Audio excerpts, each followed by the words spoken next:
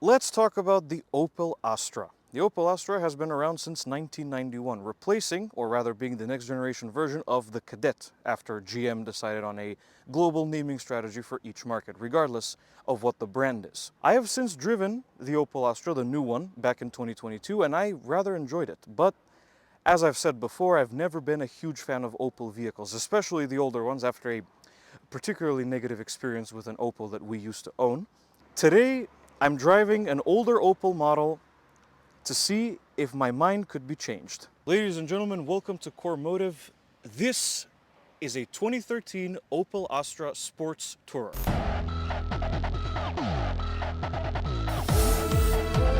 So, as I was saying, this is a 2013 Astra Sports Tourer, otherwise known as the Astra J, the penultimate generation of the Astra that was engineered and developed while Opel was still under General Motors. The previous Astra that I drove, which was the latest Astra L, was developed under the leadership of Stellantis.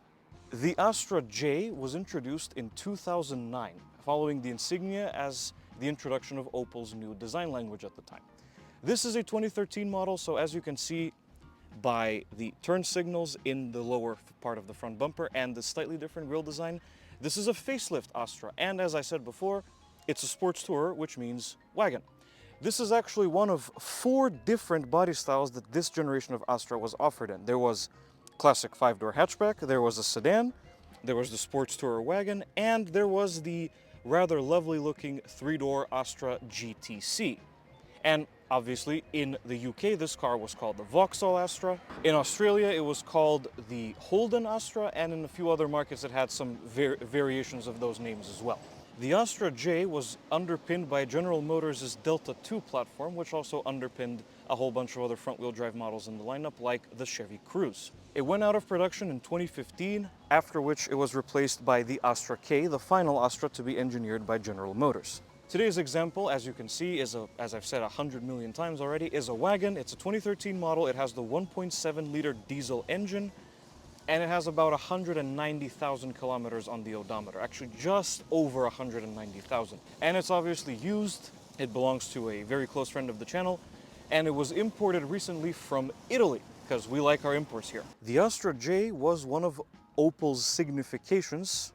That made absolutely no sense. With the Astra J, Opel yet again set out to prove that they were moving upmarket, and that's immediately obvious when you look at some of the insane equipment levels that the Astra J was offered with. I was actually really surprised by all this stuff. Some of the stuff that you could get on the Astra J included adaptive suspension. There was blind spot detection, adaptive cruise control on the automatic equipped versions.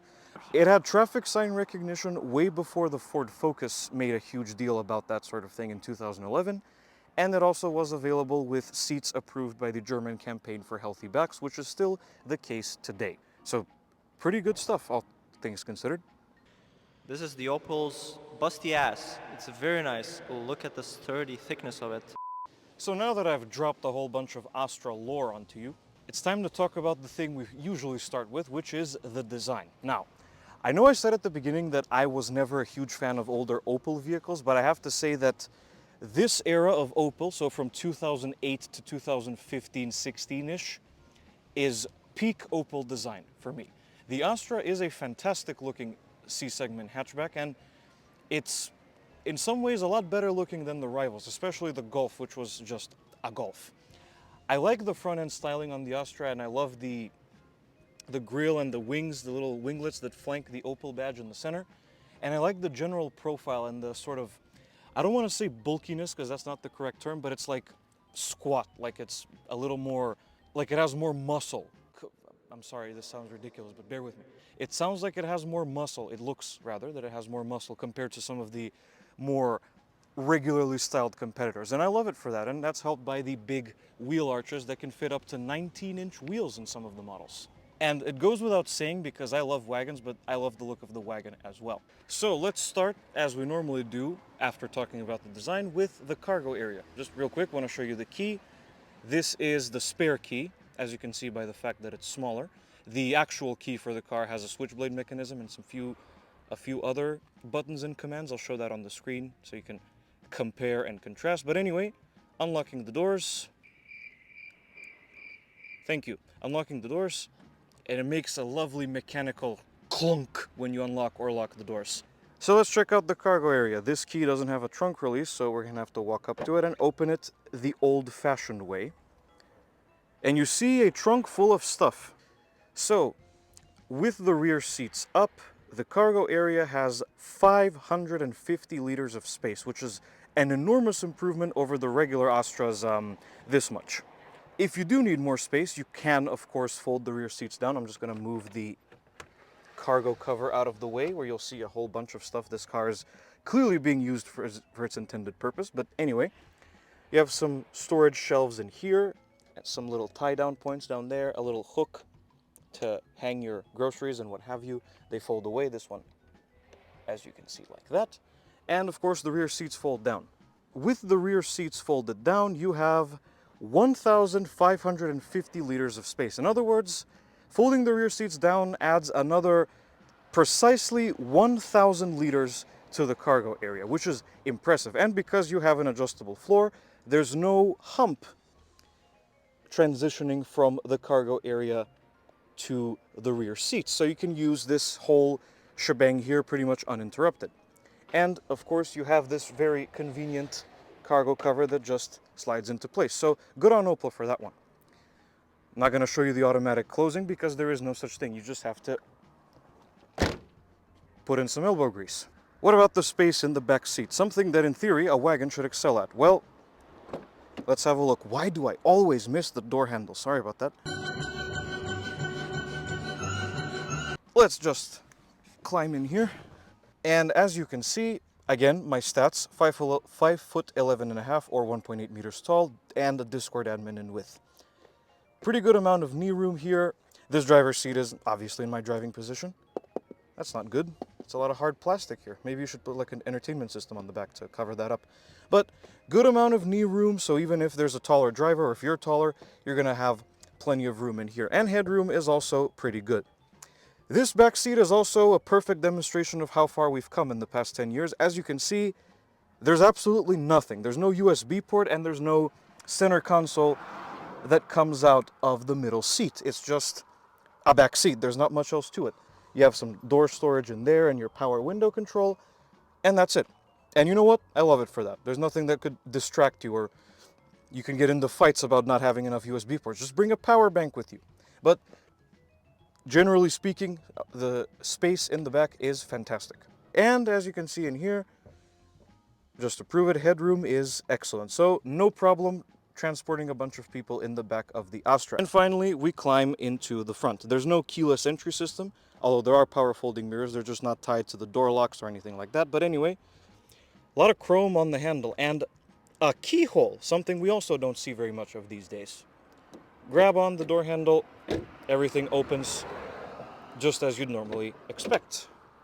This particular one also has partial leather seats, which are very nice actually, very comfy and pretty supportive and very well put together. And considering the mileage and the age of this car, pretty good wear and tear, all things considered. And now we're inside the Astra J Sports Tourer, and we will begin as we usually do by starting it up. And because this is an older car, the procedure is as standard as it gets.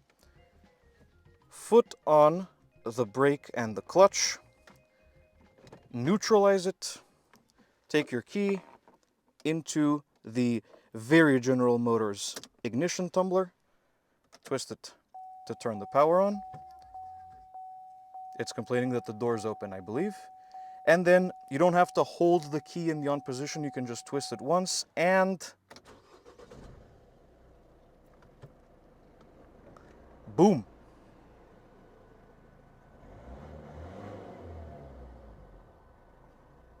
First thing that greets you in the Astra is this leather steering wheel, which was a common thing in the Opel models of this vintage. It's technically a 3-spoke design, but this airbag cover stretches all the way to the bottom. Very interesting design, but I have grown to like it. You have some grip extensions here, and it's a little bit hard, but otherwise pretty solid. On this side you have your cruise control. On this side you have a phone, voice commands, and your stereo controls, volume and source. And in the middle you have the horn, which not at all surprisingly sounds like this.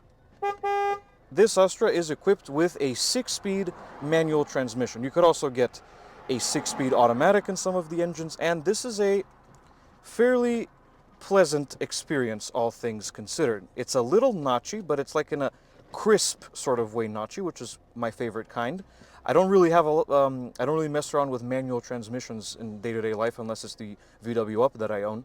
It's mostly all automatics with the press cars and stuff, but this is a fairly good automatic, all things manual. It's a fairly good manual, all things considered. The shifter has a little bit of chrome here. It's also not wearing particularly well, but it looks pretty solid. The shift boot is with stitched leather with white stitching here, and that's doing pretty well. For reverse, you press this switch on the back all the way to the left and forwards. And it brings up, well, it activates the parking sensors, but it doesn't show you a diagram of them, so you just have to listen to see how close you are to the object behind you. Kind of a miss, not gonna lie. Now it's time to talk about the Astra J's elephant in the room, the center control stack. Everybody who's ever driven or reviewed the Astra J has confirmed that this is really annoying because there are so many buttons here and dials and stuff. And while it's definitely not something we see that much anymore, that's a good thing because I'd much prefer this than have a whole bunch of screens and menus to navigate. So let's start with the center. First, you have your super important stability control disable button. Don't mess around with that in normal situations. Power locks are up here, hazards. This is your stereo volume control. I'm not going to turn it up now because we're going to get sued. We have the FM tuner here, very nice solid clicky dial. Over here you have your miscellaneous controls for your stereo and your phone, which is currently not doing anything. Radio presets, seek, favorites. Oh, you can save up to 24 stereo presets. That's what this button's for, so you can access all of them. That's great. 24 stereo presets. I don't know of any part of the world that has that many radio stations operating actively, but good on Opel for that one. Your disc eject button, there's a CD player, obviously. Config, that's your settings. You can change the language, date and time, and various other vehicle settings through that. This is your back button in case you're in some sort of a sub-menu and you want to get out. Over here you have your simple as can be climate controls. Those are your temperatures for both sides. It's automatic dual zone climate control. You have your auto there. You have your AC button, which in Opel models is... Shut up. In Opel models, it's always a snowflake and not just the letters AC, recirculating air, front defrost, rear defrost. That's it. Perfectly simple, as it should be. Down here, 12-volt outlet, which doesn't stay open, unfortunately. Auxiliary input for your stereo. The shifter, which you already saw. And the parking brake, which is perfectly standard manual parking brake. Over here, we have the turn signal stock, standard stuff. Opel still uses this in some models to this day. Your set and clear button is at the end, and with this little rotary switch, you can change the current display on the central screen in the gauge cluster, including digital readouts, your trip data for your 2 different trips, your fuel range, which updates rather sporadically, your average fuel consumption, which is absolutely spectacular, your instantaneous fuel consumption, and your average speed. And if you hit this menu button here, you have a bunch of stuff like setting the units and your remaining oil, the speed warning, and then you press that again, and then it switches back to your trip and fuel information menu, which is a great implementation and very easy to get used to. Wiper stock is pretty standard with your wipe functions and your rear wiper controls at the end, and rather pleasingly, they operate in a cross motion rather than parallel. Here's your tachometer, standard stuff, your speedometer, temperature gauge, and fuel gauge. And you saw your climate vents here. These are your light controls. This one does have automatic lights as well with front and rear fog lights, your brightness for the interior lighting, and your level switch. Power mirrors on this side. If you push the knob downwards, they fold in automatically. Same goes for the other way. And over here you have your power windows and child locks. And as far as the interior in the Astra is concerned, that's about it in terms of features and content. Finally, let's talk, I can finally say some opinions here, about interior quality and storage. Well, I mean, generally speaking, the quality of the interior, like the fit and finish, is great. This car is 11 years old and it's done almost 200,000 kilometers, and it's all holding up rather well. I mean, okay, that's a little creaky, obviously, and it's hard plastic, but the rest of the dashboard, this part here downwards, is soft touch. These light switches, none of the buttons on the steering wheel have the labels wiped off. They're all perfectly intact. The leather is faring pretty well, and so is the turn signal stalk and the wiper stalk on the other side, though the wiper stalk is a little better. None of the central controls here have their stuff wiped off, and the shifter, while the knob itself has a little wear on it, you hold that all the time, so that's kind of to be expected in some cases, but the shift boot is doing well. And as for the fit and finish on the other stuff, well, again, 11-year-old car, there's a little bit of creaks, but it does feel very solid, and it's also holding up very well for its age and for the mileage that's been done on this car. It's holding up very well, and I was actually pleasantly surprised by that, because I thought that Opel vehicles don't really stand the test of time when it comes to interior quality, or exterior paint for that matter. But as you saw, this car's paint is in great condition, and the interior is in solid nick too. So what about storage? Well, as you can see, all the storage compartments are being used, so we have a perfect demonstration. We have a pretty sizable door pocket here. We have a little hidden compartment which actually has quite a big opening for no reason that I can think of. Look how far it goes in there. Kind of bizarre. We have a little storage area here. In 2013, this would probably fit a phone. In 2024, it doesn't. We have some cup holders here which are also being used, and a sizable center console storage area, and finally the glove box, which is, as you can see, absolutely massive. One final thing we're going to talk about is the powertrain. This Astra has a powertrain that is very common in Opel vehicles around Macedonia. It's a 1.7 liter turbo diesel, otherwise known as the CDTI or the Circle L. It makes 130 horsepower in this particular version and 280 newton meters of torque, and obviously that goes to the front wheels. Oh, you can see the turbo, hello. That goes to the front wheels through a 6-speed manual transmission. This powertrain was originally engineered by Isuzu, but General Motors scooped up the rights to this powertrain and eventually started developing it at their own facility in Poland, which used to belong to Isuzu, but then GM bought that out as well. And this powertrain was used up until the Astra K, where it was replaced by Opel's medium diesel engine, actually GM's medium diesel engine, which was engineered in-house. Incidentally, this powertrain also powered the Honda Civic. That's right, the EP Honda Civic in Europe was available with this exact engine, although with less emissions equipment, and that one made 110 horsepower, if I'm not mistaken, but this one makes 130. In the Astra lineup was also a 1.3 liter diesel with 95 horsepower, for beginner drivers mostly.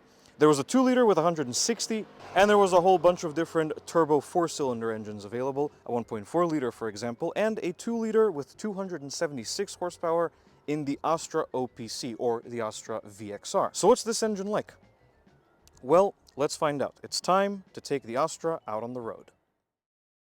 And now we are behind the wheel of the Astra J. And we're going to start with town driving like we normally do on here. Overall, the town driving experience was very pleasant. The transmission is pretty easy to use, all things considered, and so is the steering. The steering is fairly lightweight in town speeds, and the engine is pretty docile and very refined. I was not expecting it to be as refined as it was, because having previous experience with this engine in the preceding Astra H, I was not really impressed, but here it's a lot better. As for maneuverability, well, this is a wagon, so it might struggle just a tiny little bit in terms of maneuverability, but you do have the rear parking sensors, and it's not all that big, since this is, after all, based on a hatchback vehicle. But overall, in town, the driving experience in the Astra J is solid, and considering that for a lot of people this is going to be the Astra's home turf, or indeed this type of vehicle, that's very good. So what about the highway? Well, this is where the biggest surprise actually happened. Despite this being a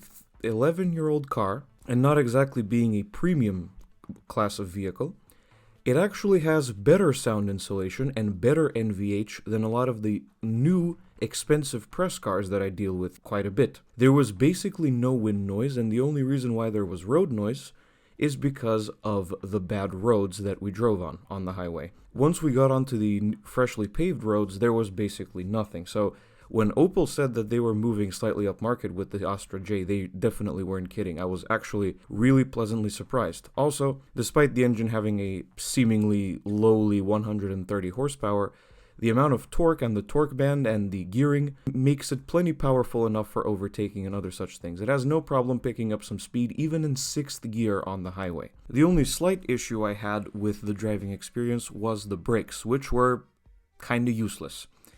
You had to push the pedal all the way in for anything to happen at all.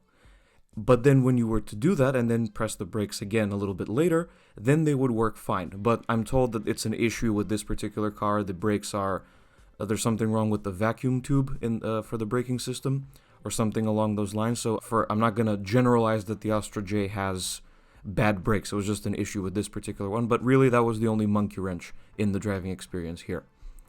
And the dynamics are also perfectly acceptable for a C-segment hatchback that's not a hot hatchback. The body stability and the body control in corners was solid, all things considered. Overall, I am actually thoroughly impressed. I thought that I was going to have a rough old time driving the Astra J in all of these scenarios, but I couldn't be more wrong. It was actually a very pleasant experience, and I came away from this drive thoroughly impressed and with a thoroughly changed opinion on the Astra J.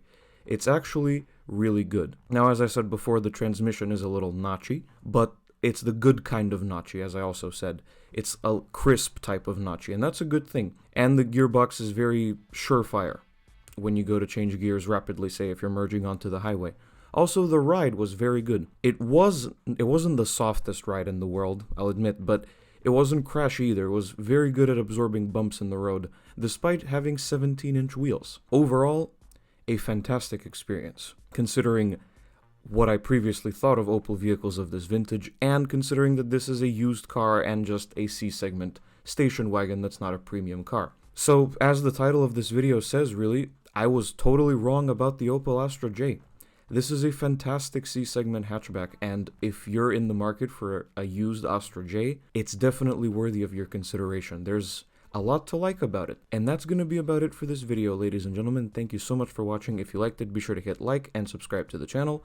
Also follow me on Twitter, there'll be a link in the description as always, and let me know what you think of the Astra J in the comments. I'll see you in the next video. Goodbye.